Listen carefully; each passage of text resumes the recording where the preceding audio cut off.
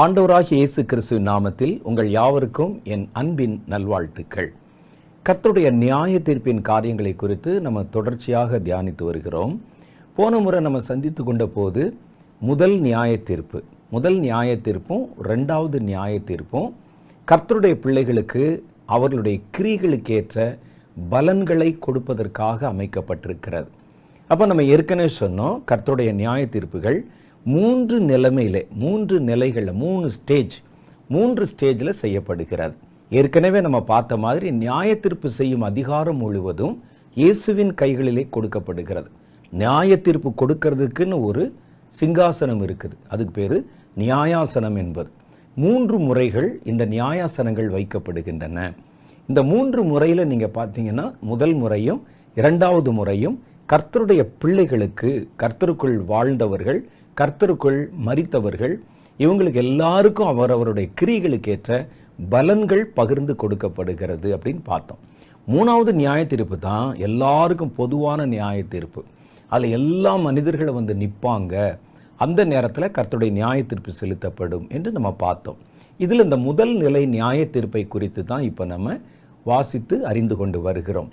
இதெல்லாம் கர்த்தருடைய பிள்ளைகளுக்குரியது, கர்த்தருடைய ஊழியக்காரர்களுக்குரியது. இவங்க எல்லாம் முதல் முறை எடுத்துக்கொள்ளப்படுறாங்க. உங்களுக்கு நினைவுபடுத்துறதுக்காக சொல்கிறேன். எப்போ எடுத்துக்கொள்ளப்படுகிறார்கள் என்றால், கர்த்தருடைய ரகசிய வருகையில் எடுத்துக்கொள்ளப்பட்டு 7 வருஷம் பரலோகத்தில் கர்த்தரோட அங்கே தங்க வைக்கப்படுகிறார்கள். அந்த நேரத்தில் இவங்களுக்கு நிறைய நிகழ்வுகள் நடைபெறுகிறது. அந்த ரகசிய வருகை உலகத்தின் உபத்திரவ காலம் என்று சொல்லப்படுகிற 7 வருஷ அந்தி கிறிஸ்துவின் ஆட்சிக்கு முன்னால் நடைபெற போகிறது. அப்போ அந்த மாதிரி வர நேரத்தில் கர்த்தர் அவர்கள் எல்லாம் எடுத்து கொண்டு போகிறார். இங்கே ஒரு காட்சி நடக்குது, அங்கே ஒரு காட்சி நடக்குது. பூமியில் பார்த்தீங்கன்னா தவிப்பு, தத்தளிப்பு, போராட்டம், வேதனை. பரலோகத்தில் பார்த்தீங்கன்னா அதுக்கு நேர் மாறான காரியங்கள். இவங்க எல்லாம் வானத்தில் கர்த்தரை இயேசுவை சந்தித்து அவங்களுடைய வஸ்திரங்கள், புதிய வஸ்திரம், பரலோகத்துக்குரிய வஸ்திரங்கள் கொடுக்கப்பட்டு, கையில் குருத்தோலைகள் கொடுக்கப்பட்டு, குருத்தோலை பற்றிலாம் நான் ஏற்கனவே உங்களுக்கு ஒரு எபிசோடில் பேசியிருக்கிறேன். கொடுக்கப்பட்டு அவர்கள் எல்லாம் பிதாவுக்கு முன்பாக கொண்டு வந்து நிறுத்தப்படுகிறார்கள். எதற்கு நிறுத்தப்படுகிறார்கள் அப்படின்னு வேதத்தில் பார்த்தீங்கன்னா, இந்த சம்பவம் வெளிப்படுத்தின விசேஷம் 7வது அதிகாரத்தில் சொல்லப்பட்டிருக்கு. அந்த முழுசாக நீங்கள் வந்து வாசித்து பார்த்தீங்கன்னா 9வது வசனத்திலேருந்து 17 வரைக்கும் அந்த ஒரு பெரிய கூட்டம் திரளார் சகல ஜாதிகளிலிருந்தும் சகல தேசத்திலிருந்தும் எல்லாம் பாஷைக்காரர்களிருந்தும் புறப்பட்டு வந்தாங்க. இவங்கெல்லாம் இதெல்லாம் ரகசிய வரியில் எடுத்துக்கொள்ளப்பட்டு உயிர்ப்பிக்கப்பட்டு எடுத்துக்கொள்ளப்பட்டு வந்தவங்க. அவங்கெல்லாம் கொண்டு வந்து பிதாவுக்கு முன்பாக நிறுத்தப்படுகிறார்கள். மனிதர்கள் பிதாவின் சிங்காசனத்துக்கு முன்பாக ஆஜர்படுத்தப்படுகிறார்கள் அப்படின்னு சொல்லலாம்.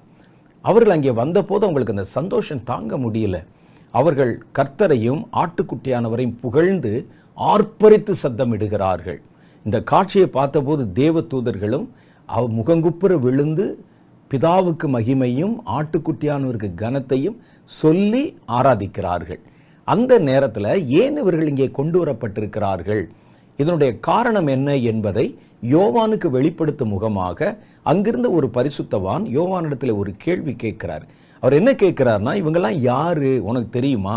நீ இந்த காட்சியினுடைய மகிமையில் அப்படியே மெய்மறந்து போய் பார்த்து கொண்டிருக்கிறாயே, இந்த காட்சியினுடைய மகிமை பார்க்க மாத்திரமல்ல, அதோடைய அர்த்தத்தையும் சொல்லுவதற்கு தான் உனக்கு அதை காட்டுறாங்க. உனக்கு அது விளங்குமா, புரியுதா அப்படின்னு அவர்கள் பார்த்து அவரிடத்துல கேட்குறாங்க. யார் இவர்கள்னு உனக்கு தெரியுமா? இவர்கள் வந்து இங்கே ஆர்ப்பரிக்கிறாங்களே மனிதர்கள், இது ஏன் என்று உனக்கு தெரியுமா? தேவதூதர்கள் மாத்திரம் கூடி ஆராதிக்கிற இந்த இடத்துல மனிதர்கள் இத்தனை திரளாக வந்து ஆராதிக்கிறாங்களே, எதுக்கு தெரியுமான்னு கேட்குறார். உடனே அவர் சொல்லுகிறார், ஐயோ இது எனக்கு தெரியாது, இவர்கள் ஏன் இங்கே இருக்கிறார்கள் என்பதும் எனக்கு தெரியாது, இவர்கள் யார் என்பதையும் என்னால் அடையாளம் காண முடியவில்லை என்று அவர் சொல்லுகிறார். அப்போ தான் அவங்க சொல்கிறாங்க, இவர்கள் எல்லாம் தேவனுடைய சிங்காசனத்துக்கு முன்பாக இருந்து இரவும் பகலும் அவரை ஆராதிக்க போகிறாங்க. இவங்க யார் அப்படின்னு கேட்டால், அவர்கள் மிகுந்த உபத்திரவத்தில் இருந்து வந்தவர்கள். இவர்கள் தங்கள் அங்கிகளை ஆட்டுக்குட்டியானுடைய இரத்தத்தில் தோய்த்து வெளுத்தவர்கள். ஆட்டுக்குட்டியாருடைய இரத்தத்தில் தோய்த்து தங்களுடைய வஸ்திரம், அது நீதிமான்களுடைய வஸ்திரம், அவர்களுடைய நீதியை என்று எழுதப்பட்டிருக்கிறது. ஒரு மனிதனுடைய நீதி தான் அவனுக்கு வஸ்திரமாக கொடுக்கப்படுகிறது. ஒரு மனிதனுடைய பரிசுத்தம் என்பது அவனுக்கு வஸ்திரமாக கொடுக்கப்படுகிறது. அதான் வேதத்தில் ஆவிக்குரிய காரியங்களை நம்ம காட்டக்கூடிய உண்மை. நம்முடைய நீதியை கர்த்தருடைய இரத்தத்தில் தோய்த்து வெளுத்திருக்கிறோம். இந்த வசனத்துக்கு வேறு சிலர் வேறு விதமான வியாக்கியானத்தை சொல்லுவாங்க. அவங்க என்ன சொல்லுவாங்கன்னு கேட்டால், உபத்திரவத்திலிருந்து வந்தவர்கள் என்று சொல்லப்பட்டிருக்கிறதுனால இவர்கள் உபத்திரவ காலத்தில் இருந்து வந்தவர்கள், இது உபத்திரவ காலத்துக்கு பிறகு நடக்க போகிற சம்பவம் என்று சொல்லுவாங்க. ஆனால் தொடர்ச்சியாக நடக்கிற சம்பவங்களை பார்த்தீங்கன்னா இது உபத்திரவ காலத்துக்கு பிறகு நடந்த ஒரு சம்பவம் அல்ல. அப்போ ஏன் இந்த உபத்திரவத்திலிருந்து வந்திருக்கிறாங்கன்னு போட்டதுனால அவர்கள் உபத்திரவ காலத்திலிருந்து வந்த கிறிஸ்தவர்கள் என்று நம்ப அவர்களுக்கு இடம் இருக்கிறது. ஆனால் அது அப்படி இல்லை. சபையிலிருந்து கர்த்தருக்குன்னு வாழ விரும்புகிற எல்லாரும் எல்லா காலகட்டத்திலும் உபத்திரவத்தின் வழியாகத்தான் கடந்து வந்திருக்கிறாங்க. கிறிஸ்தவர்களே 2 டைப் இருக்கிறாங்க, ஊழியர்களில் 2 டைப் இருக்கிறாங்க. சிலர் விசாலமாக ஒரு கார்ப்பரேட் தனத்தோட வசதியோட ஊழியம் செய்கிறவர்கள். ஆனால் நமக்கு என்ன வேணும்னா பரலோகத்தில் போய் நிற்கிற நிலைமை தான் வேணும். பரலோகத்தில் போய் நின்ற ஒருவர் கூட உபத்திரவம் இல்லாமல் வந்தவர்கள் இல்லை என்பதை நீங்கள் விளங்கிக் கொள்ளணும். அவர்கள் உபத்திரவத்திலிருந்து வந்தவர்கள். கிறிஸ்துவுக்காக பாடு, வசனத்துக்காக பாடு, நியாயத்துக்காக பாடு, கர்த்தருடைய ஊழியத்துக்காக பாடு, சுவிசேஷத்து நிமித்தம் பாடு என்று உபத்திரவத்தின் வழியாகத்தான் இன்றைக்கு வரைக்கும் உண்மையான ஊழியர்களும் உண்மையான சபைகளும் கடந்து வந்திருக்கிறாங்க. இது ஒன்று. இவங்கெல்லாம் அந்த மாதிரி வந்தவங்க. இதிலேயே உபத்திரம் இல்லாமல் வாழ்ந்து அப்படியே மேலோட்டமான ஊழியத்தை செய்தவர்களுக்கு இங்கே பரலோகத்துக்குள்ள இடம் இல்லை. கேட்டுக்கு போகிற வாசல் தான் விசாலமானது. இதை நீங்கள் தெளிவாக தெரிஞ்சுக்கிறேன். ஏன்னா ஒரு கூட்டம் வருவாங்க, கர்த்தத்துவம் என்பதும் கர்த்தர் நமக்கு சிலுவையில் சிந்தினதும் நம்மை விசாலத்தில் வைக்கன்னு சொல்லுவாங்க. விசாலத்தில் வைக்கலாம், விசாலத்தில் வாழலாம். ஆனால் விசாலத்திலிருந்து பரலோகத்துக்குள்ளே போக முடியாது என்பதைத்தான் வெளிப்படுத்துகிற விசேஷம் இங்கே சொல்லுகிறது. அடுத்த காரியத்தை அவங்க சொல்கிறாங்க, இது எல்லாரையும் குறிக்கல, இரத்த சாட்சிகளை குறிக்கிறது. ஏன்னா இரத்தத்தில் தோய்த்து வெளுத்தவர்கள் என்று எழுதியிருக்கிறது அல்லவா. அப்போ இதெல்லாம் இரத்த சாட்சியாக மரிச்சாங்கல்ல, அவங்கள பற்றி சொல்லுதுன்னு சொல்லுவாங்க. அப்படியும் இல்லை. அவர்கள் தங்கள் இரத்தத்திலே வஸ்திரத்தை தோய்த்து வெளுத்தவர்கள் அல்ல. நீங்கள் நல்லா பாருங்கள், அப்படியே போட்டிருக்கு. அவர்கள் தங்கள் அங்கிகளை ஆட்டுக்குட்டியானவருடைய இரத்தத்தில் தோய்த்து வெளுத்தவர்கள். தங்கள் இரத்தம் சொன்னால் வேணா நீங்கள் சொல்கிற அந்த இரத்த சாட்சி என்ற வார்த்தைக்கு லாஜிக் இருக்குது. கர்த்தருடைய ஆட்டுக்குட்டியானுடைய இரத்தத்தில் தங்கள் அங்கிகளை வஸ்திரத்தை தோய்த்து வெளுத்தது எல்லாரும் தான். இப்போ நீங்களும் நான் என்ன ஆட்டுக்குட்டியானுடைய இரத்தத்தில் தான் தோய்த்து வெளுக்கிறோம். ஆட்டுக்குட்டியானவர் மூலம்தான் பரிசுத்தமாக்கப்படுகிறோம். ஆட்டுக்குட்டியானவர் மூலம்தான் நம்முடைய கந்தைகள் மாற்றப்படுகிறது. அவருடைய இரத்தத்தில் தான் நம்முடைய நீதி சுத்திகரிக்கப்படுகிறது. அப்போ இவங்க எல்லாமே கர்த்தரை சென்ட்ரலைஸ் பண்ணி அவருடைய இரத்தத்தின் மூலம் தங்கள் வாழ்க்கையும் தங்களுடைய வஸ்திரத்தையும் காத்து கொண்டவர்கள் இந்த அர்த்தமாகிறது. இது இரத்த சாட்சிகள் என்ற ஒரு குரூப்பை மாத்திரம் குறிப்பிட்டு சொல்லப்பட்ட வார்த்தை அல்ல என்பதையும் நீங்கள் தெளிவாக புரிந்து கொள்ளணும். ஏன்னா அவர்கள் தங்கள் அங்கிகளை தங்கள் இரத்தத்திலே தோய்த்து வெளுத்தவர்கள் போட்டால் வேணா நீங்கள் இரத்த சாட்சின்னு சொல்லலாம். இவர்கள் ஆட்டுக்குட்டியானுடைய இரத்தத்தில், எல்லாரும் அப்படிதான் செய்கிறோம். உண்மையான கிறிஸ்தவர்கள், உண்மையான ஊழியக்காரர்கள் அப்படிதான் செய்கிறோம். அப்போ இந்த கூட்டம் கர்த்தருடைய இரத்தத்தை தங்கள் வாழ்க்கையில மையமாக வைத்து தங்களை பரிசுத்தப்படுத்தி கொண்டு தங்கள் வஸ்திரங்களை கரையில்லாமல் காத்து கொண்டு அந்த வஸ்திரத்தை அதில் கரைப்படும், அதை தோய்த்து வெளுத்தவர்கள் இருந்தாலும் என்ன அர்த்தம்? வஸ்திரத்தில் கரைப்பட்டா தானே அதை துவைச்சு போடுவோம்.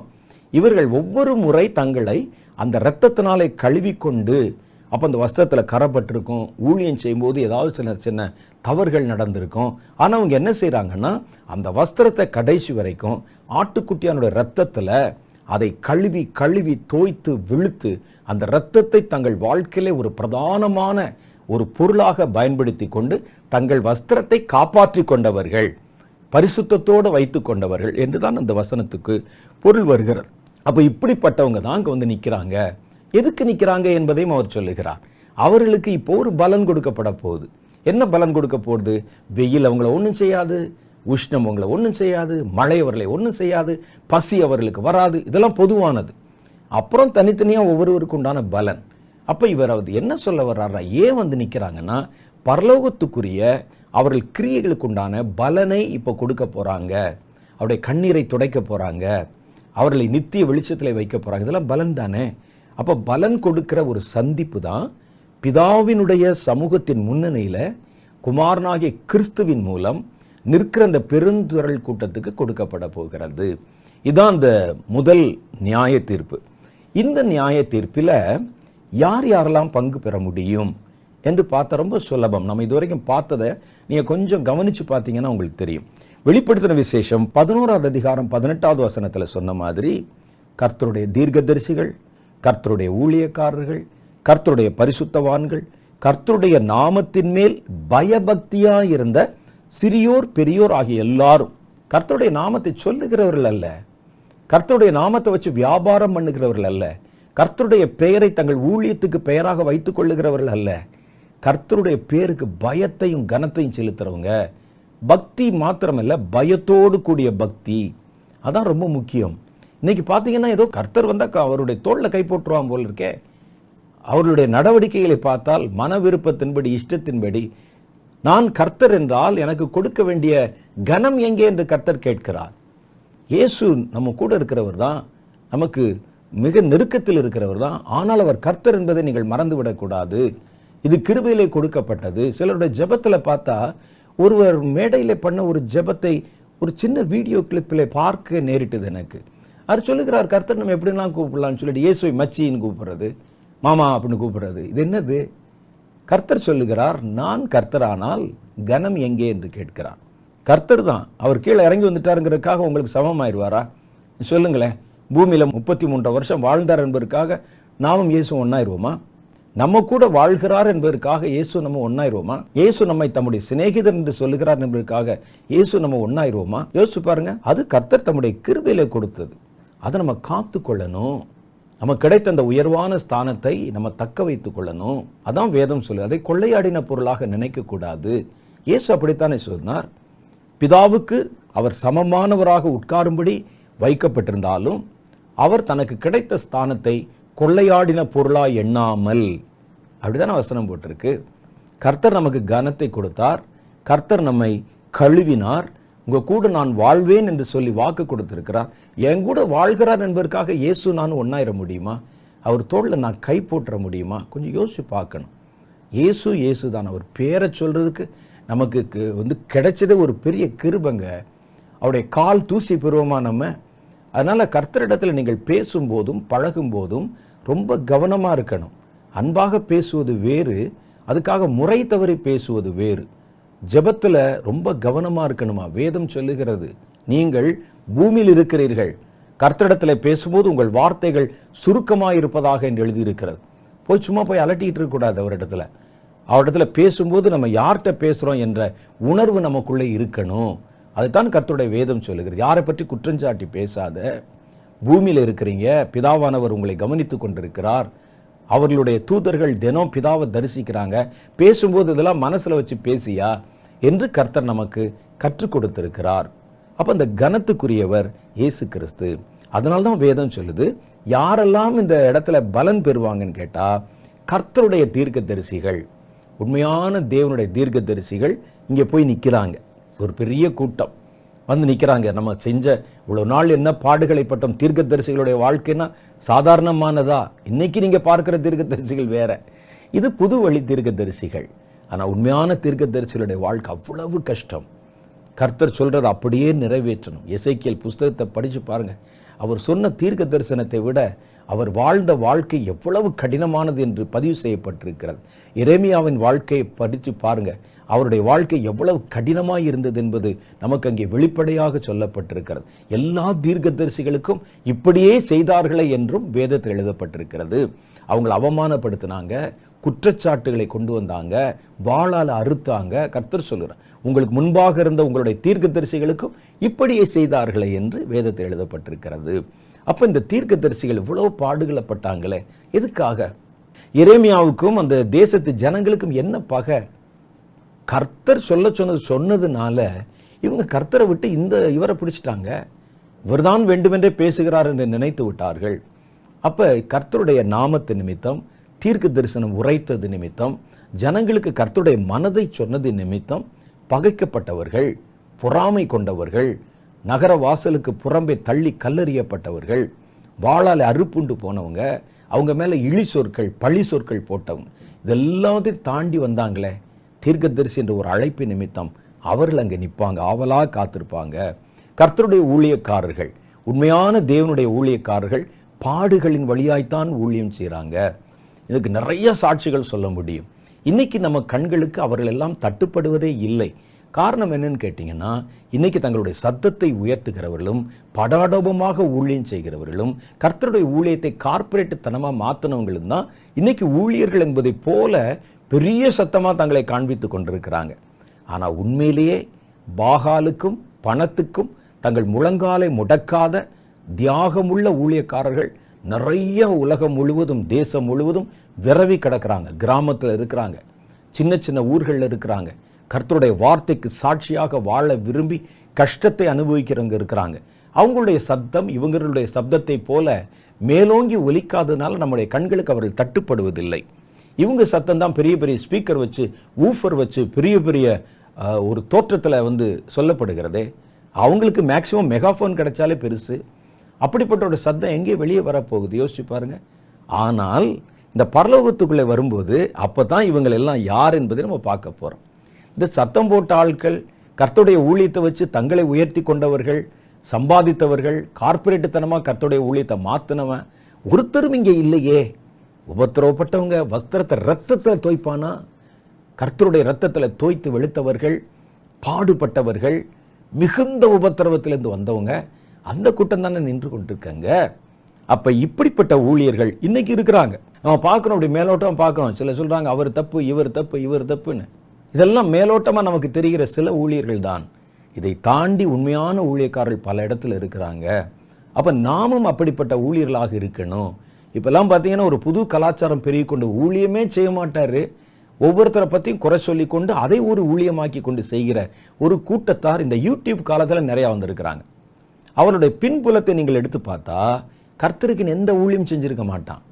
ஒரு 4 பேருக்கு சுவிசேஷம் சொல்ல மாட்டான்.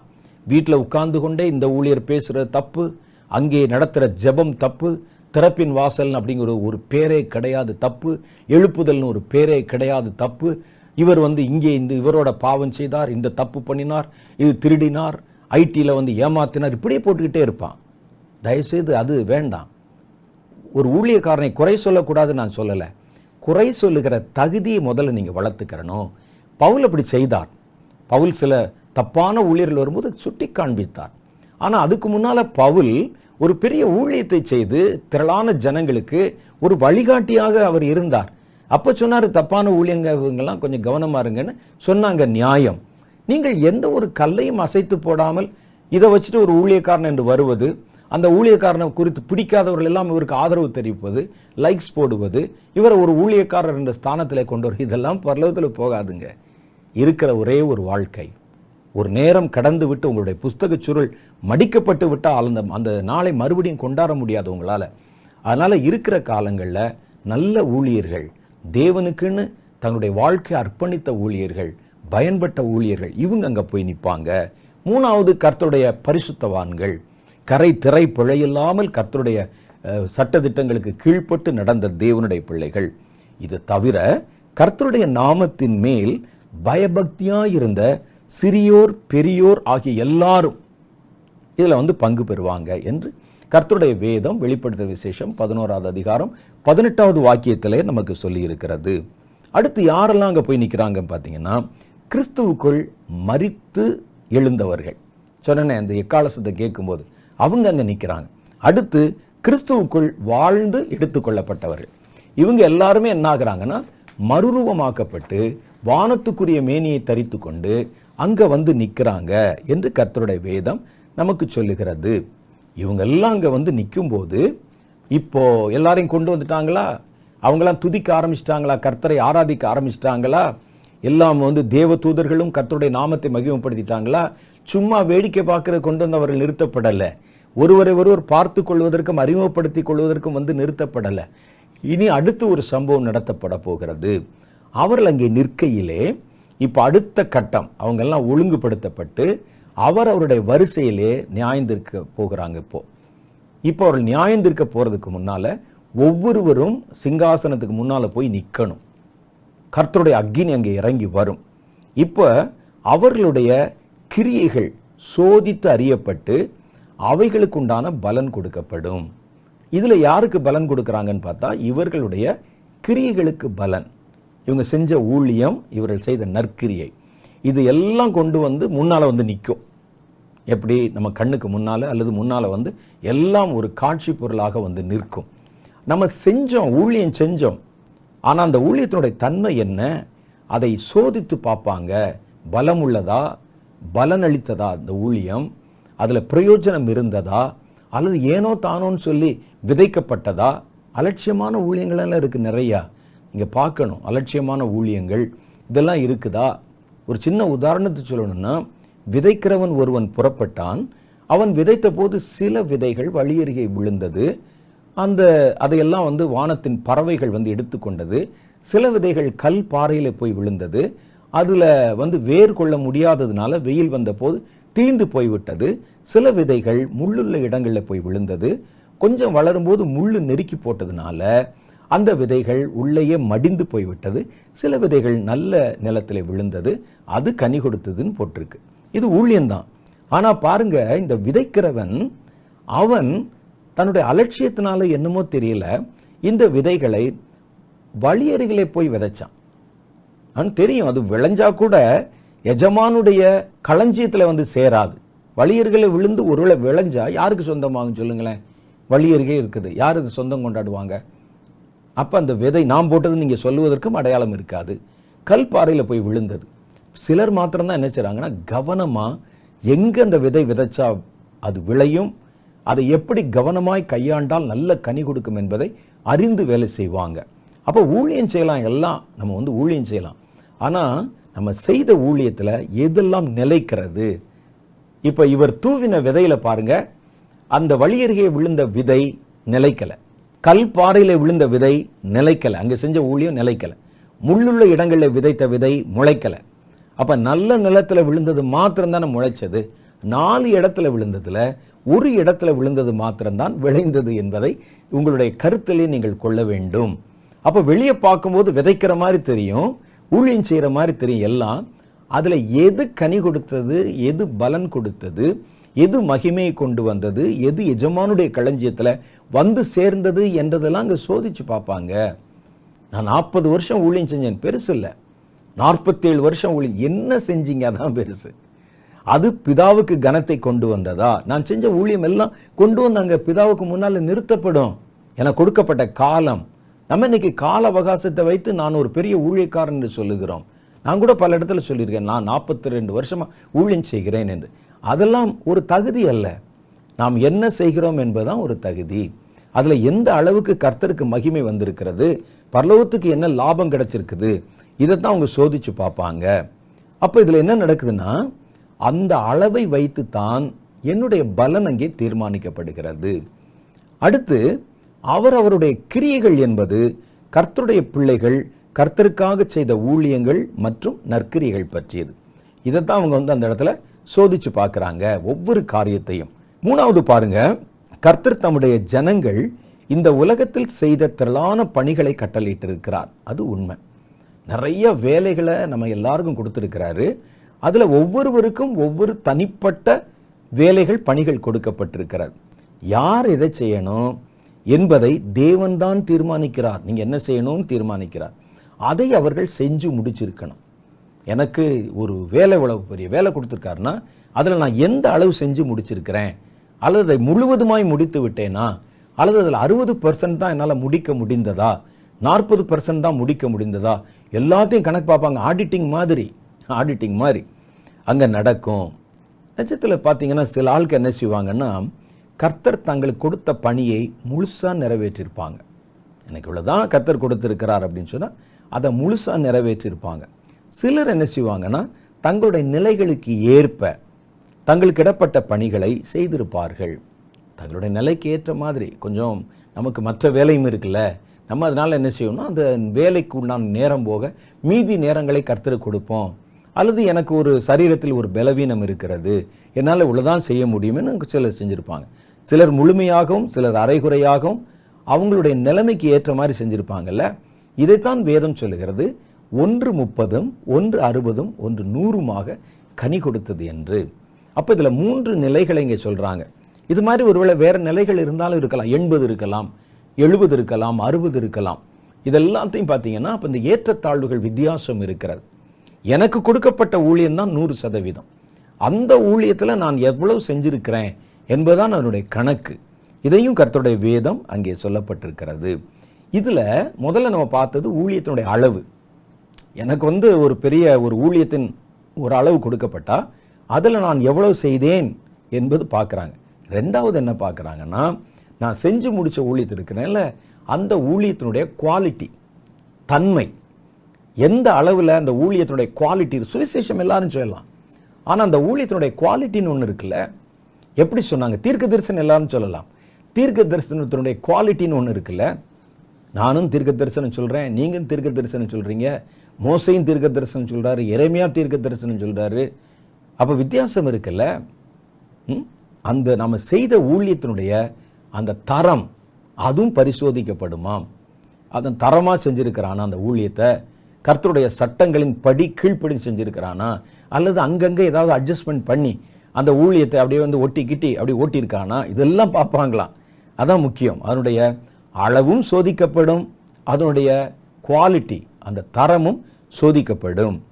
அப்போ இவைகள் எல்லாவற்றையும் எப்படி சோதிப்பாங்க? நான் செய்த ஊழியம் எல்லாம் எனக்கு முன்னால் கொண்டு வந்து நிறுத்தப்பட்டு விட்டது.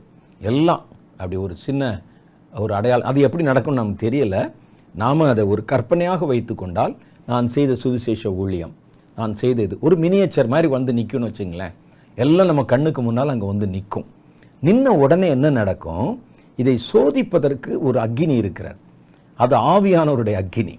ஏன்னா ஊழியம் ஆவியானவரால் தான் நடத்தப்படுது. ஊழியத்தை அவர்தான பொறுப்பெடுத்து நடத்துகிறார். அதை நம்முடைய கையில் வரும்போது நம்ம அதை கொஞ்சம் வித்தியாசப்படுத்தி வளைத்து மாற்றி ஏதாவது ஒரு ஊழியத்தை செஞ்சுருப்போம்ல. இந்த அக்கினி என்ன செய்யும்னா, இந்த ஊழியத்தின் மேலே அப்படியே உள்ள அப்படி ஒரு போயிட்டு வரும். அப்படியே அந்த அக்கினியானது பரிசோதிக்கும். அந்த பரிசோதிக்கும் போது தரம் சரியாக இருந்தால் அந்த ஊழியம் நிற்கும். தரம் சரியில்லைன்னா அந்த ஊழியம் அப்படி புஷ்னு கருகி போயிடும். எப்படி இருக்கும் பாருங்கள். 40 வருஷம் ஊழியம் செஞ்சால் நினச்சிட்டு இருப்பேன், வந்து நிற்கும். அந்த நெருப்பு வந்து உள்ளே வரும், அதில் குவாலிட்டி இல்லை. உடனே என்ன செய்யும்? பெருசாக ஊழியம் செஞ்ச மாதிரி இருக்கும், அது அடுத்த நிமிஷம் புஷ்னு கருகி போயிடும் நெருப்பில். எப்படி இருக்கும்? நான் விளையாட்டு சொல்கிறேன் நினைக்கிறீங்களா? வசனத்தில் சொல்கிறேன் பாருங்களேன். 1 கொரிந்தியரின் புஸ்தகம் 3வது அதிகாரம் 12 - 15 வரைக்கும் உண்டான வசனங்கள். ஒருவன் அந்த அஸ்திபாரத்தின் மேல் பொன், வெள்ளி, விலையேற பெற்ற கல், மரம், புல்லு, வைக்கோல் ஆகியவைகளை கட்டினால் அவனுடைய வேலைப்பாடு வெளியாகும். நாளானது, எந்த நாள்? நியாயத்தீர்ப்பின் நாளான இந்த நாளானது அதை விளங்க பண்ணும். ஏனெனில் அது அக்னியிலே வெளிப்படுத்தப்படும். அவனவனுடைய வேலைப்பாடு எந்த தன்மை உள்ளது என்பதை அக்னியானது பரிசோதிக்கும். அதன் மேல் ஒருவன் கட்டினது நிலைத்தால் அவன் கூலியை பெறுவான், பலன் பெறுவான். கட்டினது நிலைக்காவிட்டால், வெந்து போனால், ஒரு பரலோகம் வரைக்கும் வந்துட்டாரு, அந்த நியாயத்தீர்ப்பு வரைக்கும் வந்துட்டாரு, இப்போதான் அந்த கிரியைகள் கொண்டு வர்றாங்க. இது வரைக்கும் வர்ற அளவுக்கு அவருடைய பர்சனல் லைஃப் எல்லாம் சரியா இருந்திருக்கு. இப்போ ஊழியத்துக்கு தான் அவங்க வந்து பலன் கொடுக்கணும், கூலி கொடுக்கணும். இது எரிஞ்சு போச்சு. ஒருவன் கட்டினது வெந்து போனால் அவன் நஷ்டமடைவான். எப்படி நஷ்டமடைவான்? அவன் ரட்சிக்கப்படுவான், அதுவும் அக்னியில் அகப்பட்டு தப்பினது போல் இருக்கும். அவன் கட்டினது எல்லாம் வந்தோடனே எல்லாம் எரிஞ்சிருச்சுன்னா, இவர் இவ்வளோ வரைக்கும் வந்துட்டார்ல, பர்சனல் லைஃப் எல்லாம் நல்லா இருக்கு, உள்ள வரைக்கும் வந்துட்டார்ல, அவருடைய செஞ்ச வேலைக்கு எந்த கூலியும் கிடைக்காது. ஆனால் அவருடைய ரட்சிப்பு மாத்திரம் தப்பி வைக்கப்படும். அதுக்காக அவனை பிடிச்சி நரகத்தில் போட்டுற மாட்டாங்க. அவனுக்கு எந்த கூலியும் இருக்காது, எந்த பொறுப்பும் கொடுக்கப்பட மாட்டாது, எந்த அதிகாரமும் அவனுடைய கையில் இருக்காது. அந்த ரட்சிப்பு மிச்சமாக இருக்கு பாருங்க, அதுவும் கூட அக்னியில் அகப்பட்டு தப்பினது போல் இருக்கும். பார்த்தீங்களா நான் சொன்னது? இப்போ நீங்கள் பாருங்களேன், ஒருவன் அஸ்திபாரம், அஸ்திபாரம் என்பது கிறிஸ்து இயேசுவின் பேரை வச்சு தான் எல்லாருமே ஊழியம் செய்கிறாங்க. நல்ல ஊழியக்காரர்கள் அதான் செய்கிறாங்க. கொஞ்சம் அந்த வியாபார தன்மையாக மாத்திரவங்களும் அந்த அஸ்திபாரத்தை வச்சு தான் செய்கிறாங்க. கள்ள ஊழியக்காரர்கள் கூட இந்த அஸ்திபாரத்தை வச்சு தான் செய்கிறாங்க. அப்போ இந்த காரியத்தில் நீங்கள் பார்த்தீங்கன்னா, அந்த அஸ்திபாரத்தின் மேல் ஒருவன் கட்டுகிறான் அல்லவா, இயேசு அந்த அஸ்திபாரத்தின் மேலே, அது எதில் கட்டுறான் என்பதான் முக்கியம். சிலர் பொன்னில் கட்டுறாங்க, நல்ல மகிமை, பரிசுத்தம், நீதியோட. சிலர் வெள்ளியில் கட்டுறாங்க, சிலர் விலையேற பெற்ற கல்களில் கட்டுறாங்க, சிலர் மரத்தில் கட்டுறாங்க, சிலர் என்ன செய்கிறாங்கன்னா ஒரு புல்லை வச்சு கட்டுறாங்க, சிலர் வைக்கோலை வைத்து கட்டுகிறார்கள். அப்போ பாருங்களேன் அந்த தன்மை எப்படி இருக்குன்னு. வைக்கலை வச்சு கட்டினாலோ, ஒரு ஒரு ஒரு மரத்தையும் ஒரு புல்லையும் வச்சு கட்டினா வேகமாக வேலை முடிஞ்ச மாதிரி தெரியும் உங்களுக்கு. இவர் இங்கே ஒரு பிரான்ச்சு, அங்கே ஒரு பிரான்ச்சு, அங்கே ஒரு கூட்டம் அப்படின்னு வைத்துக்கொண்டே போகிறாரே. எல்லாம் ஒரு குவாலிட்டி இல்லாத, தரம் இல்லாத வைக்கல். அதனால் நமக்கு பார்க்கும்போது நல்லா பெருசாக இருக்க மாதிரி தெரியும். சில இடத்துல பார்த்தீங்கன்னா சில ஊழியங்கள் அபரிமிதமான வளர்ச்சி அடைஞ்ச மாதிரி இருக்கும். நீங்கள் சொல்லுங்கள், சின்ன வயசில் இந்த சீட்டு கட்டு பிளேயிங் கார்ட்ஸ், என் தகப்பனார் நாங்கள்லாம் உட்கார்ந்துருக்குமே எங்களுக்கு சும்மா சொல்லி கொடுப்பாங்க. சீட்டுக்கட்டை வச்சு வீடு கட்டுறது. சீட்டுக்கட்டை அப்படி நிறுத்தி வச்சு மேலே கட்டி பெருசாக கட்டிடலாம். அதிலிருந்து என்ன செய்வாங்கன்னு அதை கட்டிட்டு எங்கள் அப்பா நடுவில் இருக்க ஒவ்வொரு சீட்டாக அப்படி உருவாங்க. அந்த அப்படி நிற்கிற மாதிரி இருக்கும் நேரத்தில். ஆனால் அப்படி கீழே அப்படி தட்டிட்டிங்கன்னா எல்லாம் ஒன்றும் இல்லாமல் போயிடும். சீட்டுக்கட்டில் வீடு கட்டுவது எளிது, 10 நிமிஷத்தில் கட்டிடலாம். அது வீடு மாதிரி தெரியும். ஒரு புல்லை வச்சு வீடு கட்டினா ரொம்ப எளிது, ஒரு 2 நாளுக்குள்ளே கட்டிடலாம். தங்கத்தில் கட்டுறதும் வெள்ளியில் கட்டுறது தானே கஷ்டம், கல்லுகளை வச்சு கட்டுறது தானே கஷ்டம்.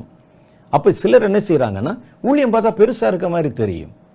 பாருங்கள், எங்களுக்கு உலகத்தின் எல்லா இடங்களிலும் கிளைகள் இருக்கிறது. அங்கே இருக்கிற ஆளை நீங்கள் பார்த்தீங்கன்னா ஒரு புல்லை போல, ஒரு வைக்கோலை போல குவாலிட்டி இல்லாத ஆட்களாக இருப்பாங்க ஊழியத்தில். யார் கிடைச்சாலும் சரி, வா அவனை கொண்டாந்து நிறுத்து, அவனுக்கு ஏதாவது காசு கூட ஒரு ஊழியத்தை பார்த்தா பெருசாக அலங்காரமாக இருக்க மாதிரி தெரியும், வேகமாக கட்டின மாதிரி தெரியும். நாங்கள்லாம் இப்போ ஊழியத்துக்கு 3 மாதம் தாங்க ஆகுது. பார்த்தீங்களா எவ்வளோ பெரிய ஊழிய ஸ்தாபனத்தை கட்டிட்டோம், கட்டடம் கட்டிட்டோம், அதை வாங்கிட்டோம், இதை வாங்கிட்டோம், எல்லாம் செஞ்சிட்டோம். சுலபம். ஒரு புல்லை வச்சு கட்டினா சுலபம், வைக்கோலை வச்சு கட்டினா இன்னும் சுலபம், அட்டையை வச்சு கட்டினா இன்னும் ரொம்ப சுலபம். ஆனால் வேதம் சொல்லுது எல்லாம் கட்டி வச்சுருப்பாங்க. பார்க்கும்போது உங்களுக்கு பார்த்தா அது பெருசாக தெரியும், எத்தனை வீடு அப்படின்னு தெரியும். இது இந்த நெருப்புக்கு முன்னால் நிற்கணுமே.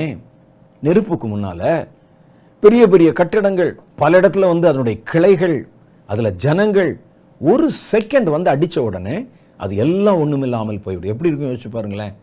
அதனால தான் நான் புத்தியுள்ள சிற்பாசாரியை போல நான் கிரியை செய்தேன், நான் அஸ்திபாரமிட்டேன் என்று பவுல் சொல்றார்.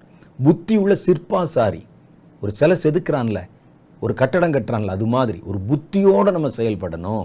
நான் இன்றைக்கு வைத்திருக்கிற இந்த ஊழியம் நிலைக்குமா, அந்த நெருப்பு சோதித்தால் நிலைக்குமா? மனிதருடைய பார்வைக்கு நீங்கள் கட்டும்போது சுலபமாக கட்டலாம். காசு கொடுத்தா எவன் வேணாலும் வருவார்கள், இங்கே கூட்டமாக நிற்பார்கள், பேசுவார்கள், எல்லாம் செய்வார். நிற்கணுமே ஐயா, அது யோசிச்சு பாருங்க. நான் என்னுடைய ஊழியத்தின் துவக்க காலத்தில் சில ஊழியக்காரர்களுக்கு கீழே நான் இருந்தபோது, வேலை செய்த போது, நான் யாரிடத்திலும் சம்பளம் பேசினதில்லை, அவங்க சம்பளம் கொடுத்ததும் இல்லை. நாங்கள் ஊழியத்துக்காக செய்தேன். நான் இன்னைக்கு தைரியமாக சொல்ல முடியும். நான் ஏறத்தாழ 3 வருஷம் சில பெரிய ஊழியக்காரர்களுக்கு கீழே நான் ஒர்க் பண்ணியிருக்கேன், சபையில் வேலை செஞ்சுருக்கிறேன். ஒரு நாள் கூட நான் பணம் கேட்டதில்லை. ஆனால் இப்போ இருக்கிற காலத்தை பார்க்குற ரொம்ப வித்தியாசமாக இருக்குது. ஒருவரை ஊழியத்துக்கு அழைச்சி இந்த ஊழியம் செய்யணும்னு சொன்னால் எங்களுக்கு முதல்ல எவ்வளவு மாதம் சம்பளம் கொடுப்பீங்க, அதுக்கப்புறம் எங்களுக்கு இந்த இன்க்ரிமெண்ட் என்ன கொடுப்பீங்க, பென்ஷன் கொடுப்பீங்களா, காரு கொடுப்பீங்களா, இதெல்லாம் கேட்குறாங்க. நான் தப்பு சொல்லலை ஐயா.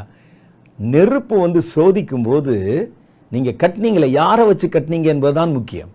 யாரை வச்சு உங்களுடைய ஊழியத்தை அஸ்திபாரமிட்டீர்கள், எந்தெந்த ஊழியத்தை வச்சு. இன்னும் பார்த்தா உலகம் முழுசும் இருக்கும், அது வியாபித்து இருக்கும், ஆனால் ஒன்று கூட தேர்ச்சி பெறாது. எவ்வளோ பெரிய காரியம் யோசிச்சு பாருங்க. எல்லாம் நிற்கும். ஆண்டவரே, நான் இதை செய்தேன், அதை செய்தேன், இத்தனை காரியம் வச்சுருந்தேன், எல்லாம் சோதிக்கட்டும்.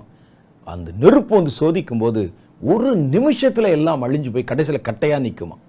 எப்படி இருக்கும் பாருங்களேன். வேதம் சொல்லுது, நான் சொல்லலை. அப்போ நம்ம செய்கிற எல்லா ஊழியத்தையும் அள்ளி போட்டுக்கொள்வதற்கு பரலோகம் என்பது ஒரு குப்பை தொட்டி அல்ல. அது பரிசோதனை பண்ணி சோதித்து உங்கள் கிரியைகள் பரலோகத்துக்கு சார்புள்ள, அதற்கு இணக்கமான, அதற்கு ஒப்பான, அதில் மேட்சாகக்கூடியதாக இருந்தால் தான் பலன் பெறுவீர்கள் என்பதை கவனத்தில் வைத்து கொள்ள வேண்டும். ஏனென்றால் அவனுடைய வேலைப்பாடு வெளியாகும். எப்போ அந்த பரலோகத்தில் நின்று கர்த்தர் அதை காமிச்சு நெருப்பு இறங்குற வரைக்கும் உங்கள் வேலைப்பாடு வெளியாகாது. அது பூமியில் போஸ்டர்லையும், அது யூடியூப்லையும், அது இதுவும் அப்படியே கொழுந்து விட்டு எரிந்து கொண்டிருக்கும். நீங்கள் அதை பார்த்து திருப்தியாக இருப்பீங்க. அங்கே போகிற வரைக்கும் உங்களுக்குமே தெரியாது இது இருக்கா இல்லையா, நிற்குமா நிற்காதான்னு தெரியாது. அந்த அக்னி சோதித்து பார்க்கும். அவனுடைய வேலைப்பாடு வெளியாகும். நாளானது தான் அதை வெளிப்படுத்தும். ஏனெனில் அது அக்னியிலே வெளிப்படுத்தப்படும். அந்த அக்னி தான் சோதிக்கும். அவனுடைய வேலைப்பாடு எத்தன்மை உள்ளது என்று அக்னியானது பரிசோதிக்கும். ஒருவன் கட்டினது நிலைத்தால் அவன் கூலியை பெறும். அவனுக்கு தான் அந்த பலன். நிலைக்கலைன்னா அவனுடைய ரட்சிப்பு மாத்திரம் மிச்சமாக இருக்கும். அந்த ரட்சிப்பு கூட அக்னியில் அகப்பட்டு தப்பினது போல் இருக்கும். எவ்வளோ பெரிய பயங்கரம் பார்த்தீங்களா? இன்னைக்கு பல பேர் சொல்கிறாங்களே கர்த்தருக்கு ஏதாவது செய்யுங்க அப்படின்னு. அது எப்படி ஏதாவது செஞ்சால் பரலோகத்துக்கு போயிடலாமா? ஏதாவது ஒரு ஊழியத்தை செஞ்சுட்டு கர்த்தருக்கு நான் ஊழியம் செஞ்சேன்னு அது பரலோகத்துக்கு போயிடுமா? அதுதான் நான் சொன்னேன், பரலோகம் எல்லாவற்றையும் வாரி போட்டுக் கொள்வதற்கு ஒரு குப்பைத்தொட்டி அல்ல. பரலோகம் தனக்கு சேருகிற மதிப்புள்ள விலை மதிப்பில்லாத காரியங்களை தான் உள்ளே எடுத்துக்கொள்ளும், மற்றெல்லாம் தள்ளிடும். ஒரு கடல் என்னத்துக்கு தாங்கும் பாருங்களேன். உயிரோடு இருந்தால் உள்ளே வாங்கி கொள்ளும், செத்துட்டா வெளியே தள்ளி விட்டுரும். கடல் உள்ளே வச்சுக்கிறாது. மரித்த பொருள்கள் செத்த பொருளை ஜீவன் இல்லாத உள்ளே வச்சுறாது, எங்கேயாவது கரை ஒதுக்கிறோம் உள்ள. அது மாதிரி தான் ஜீவன் இல்லாத கிரியைகள், மரித்த கிரியைகளை பரலோகம் உள்ளே வச்சுக்கிறாது, வெளியே தள்ளி விட்டுரும். அப்போ இது எவ்வளோ பெரிய ஆபத்து யோசிச்சு பார்த்தீங்களா? இதை பற்றி இன்னும் நம்ம நிறைய பேச வேண்டியிருக்குது. பலன்கள் யார் யாருக்கு கொடுக்கப்படும், போய் நிற்கிறது பெருசு இல்லை. உங்களுடைய ஊழியங்கள் கொண்டு நிறுத்தப்படணும், அதை சோதித்து பார்ப்பாங்க. கட்டினது நிலைத்தால் பலன் பெறுவீர்கள். அதனால தான் நம்ம சொல்கிறது, ஊழியமாக இருந்தாலும் ஜெபம் பண்ணி கர்த்தரிடத்தில் கேட்டு காரியங்களை செய்யணும் என்று நம்ம சொல்வது. இதை பற்றி இன்னும் நிறைய காரியங்களும் விவரங்களும் இருக்கிறது. நாம் அடுத்த முறை சந்தித்துக் கொள்ளும்போது இன்னும் சில காரியங்களை குறித்து கவனமாக நம்ம பார்ப்போம். அதுவரை கர்த்தர் உங்களை ஆசீர்வதித்து காப்பாராக. ஆமென்.